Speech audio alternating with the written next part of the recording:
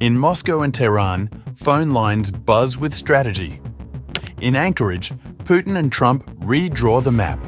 And in Geneva, Europe warns Iran, time is running out. Tonight, diplomacy collides with brinkmanship. From nuclear standoffs to the war in Gaza, the stakes could not be higher.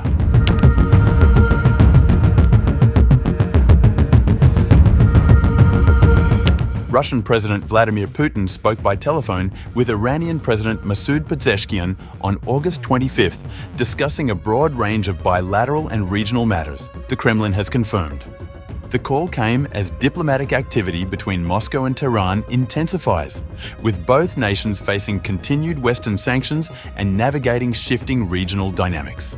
According to the Kremlin statement, President Putin briefed Pezeshkian on the main outcomes of the recent Russian-American summit held in Anchorage.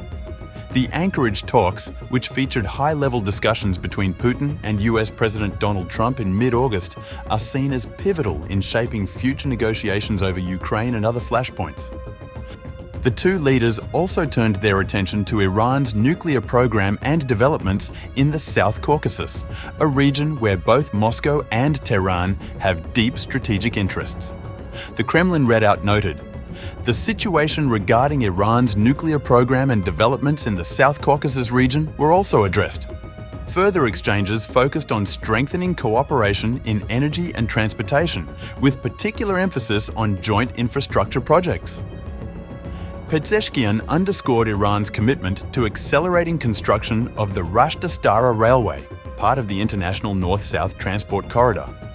In addition to its bilateral interaction with Russia, Iran considers regional and international organizations such as the Eurasian Economic Union, the Shanghai Cooperation Organization, and BRICS as appropriate grounds for cooperation with member countries, especially Russia and China, to effectively counter unilateralism. On the nuclear front, Iran's readout of the call highlighted Putin's confidence in the outcome of upcoming negotiations. Talks on the snapback mechanism would reach a desirable result. Pezeshkian thanked Moscow for standing by Tehran's right to enrich uranium, reiterating that Iran remains committed to its stated defensive doctrine.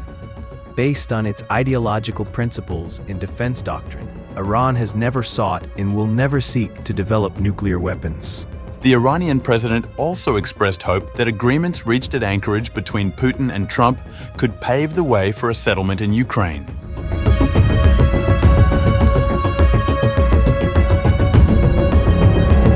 As the Moscow-Tehran call wrapped up, attention shifted to Geneva, where Iran and the European E3, which includes France, Britain and Germany, are preparing for fresh talks on August 26th.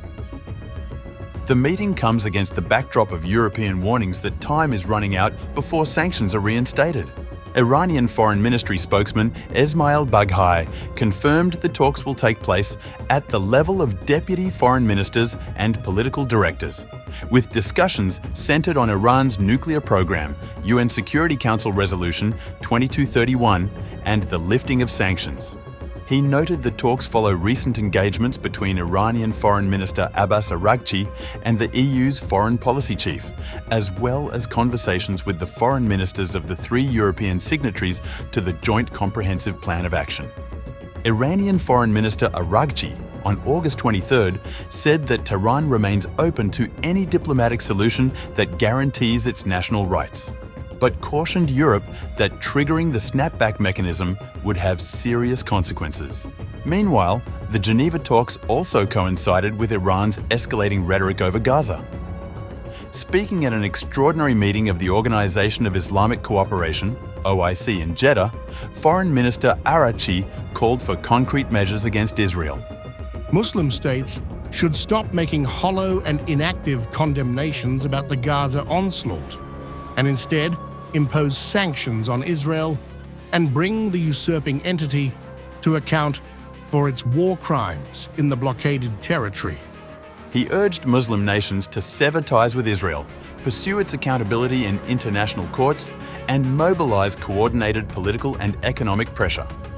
What is unfolding before our eyes is the organized destruction of besieged people by a ruthless apartheid regime that acts with complete impunity. This is not a conventional war. It is collective punishment, a policy of domination, and an assault that bears all the hallmarks of genocide. Iran's deputy FM Araghchi accused Israel of a systematic massacre in Gaza as Tehran juggles nuclear talks, Moscow ties, and efforts to rally Islamic nations ahead of Geneva negotiations.